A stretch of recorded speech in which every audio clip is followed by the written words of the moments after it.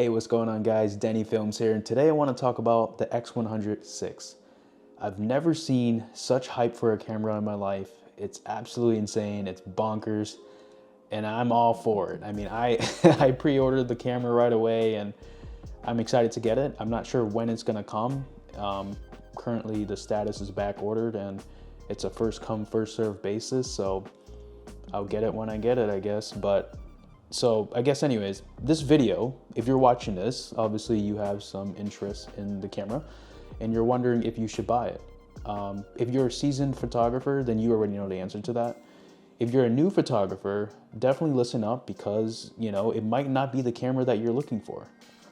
So what makes the X100VI so desirable and so popular? Let's start off with the first X100V model that came out, or X100V, but I'm so used to calling it X100V, I'm sure a lot of you are too. But what made that camera so popular is it's a simple, compact point and shoot camera that you can bring with you everywhere. It's stylish, it has retro dials, and it's really appealing and inspiring to pick up and bring around for street photography and everyday life. The camera has a phenomenal sensor. For a small compact camera, it packs a lot of weight. Not literally, it's actually pretty light, but you get my point. But obviously with all that combined, you know, there comes limitations to the camera. Because it has a fixed lens on the camera, you're stuck with that focal length forever on that camera. As opposed to having something like, you know, an X-T5 or X-T3. I don't have the X-T5, this is the X-T3. But, you know, you can change your lens on here. So if you want a smaller compact setup, you could do that, right? So let me show you. You can have your setup look however you want with whatever camera you buy.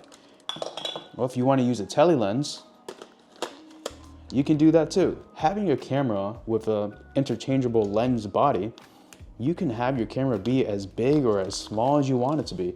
But using the X100V, you're stuck, you're married to that focal length. You can't change it. If you want to do a zoom, it's a digital zoom, not an optical zoom. So if you're looking to get into photography, you should think long-term about what you're looking to get out of this hobby and what type of work you're going to be doing. And once you narrow down what type of work you're going to be doing, you'll start to learn the type of lenses and needs that you have for that type of niche. If you're someone who just wants a simple setup for travel and just to take great pictures and have fun with it, but you're not really looking to invest into the hobby, then I think the X100V is for you. But if you're someone who really wants to get into photography, eventually get client work, invest in lens, and get a variety of different looks, then this camera is limiting and it might not be for you. I think a perfect alternative choice to the X100V would be going into the T series. I don't have the T5, but I do have the older T3. It's you know, it's a pretty camera. It has the dials and analogs that the X100V does, but you can add whatever lens you want to this. So there are different products out there. X100V is just, it's not the end all be all and it's not the best camera out there, but I think it appeals to a lot of people for a certain reason. So I have the XH2, which I use for wedding photography, client photography. It's a workhorse. I love it. It has a nice grip to it. It's a deeper grip than what you would have on the X-T3, and the battery life on this camera is phenomenal.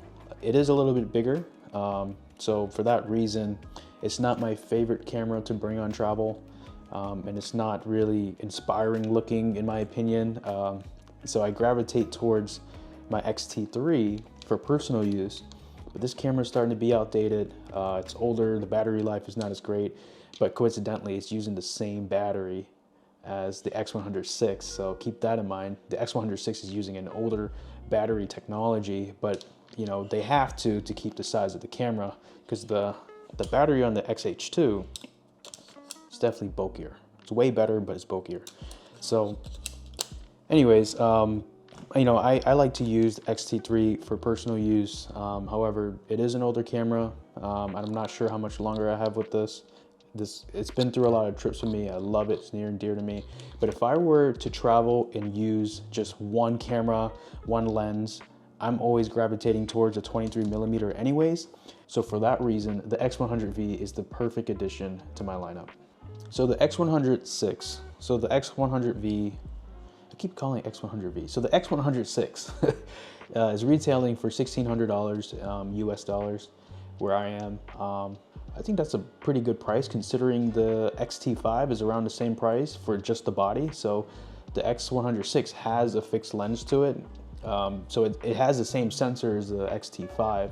So it's packing a lot of punch for its weight. And given the size and the lens that come with it, I think it's a great value. Even though it went up a couple $100 from the original X100V, I still think it's a great camera. So to wrap this video up, basically, if you want this camera, just know that it comes with its limitations.